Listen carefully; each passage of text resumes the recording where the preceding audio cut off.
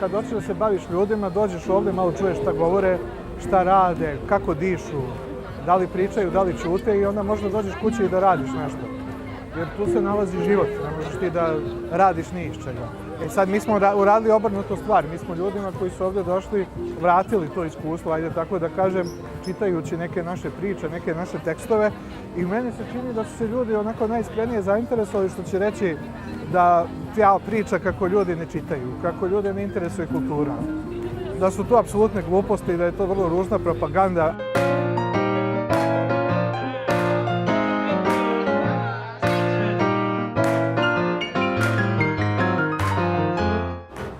Mogu da vam kažem da sam imao jako tremu, nisam noć mogao ni da spavam, kako će to sve da izgleda.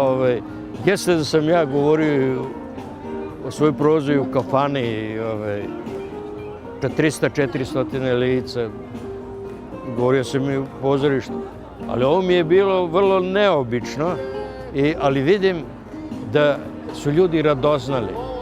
Zapanjio sam se koliko mi je ljudi prišlo da me pita gde mogu nabaviti te knjige iz kojih sam govorio, što je meni posebno drago, znači da ljudi hoće da čitaju i da moramo činiti sve da otvaramo knjižare, ne da zatvaramo.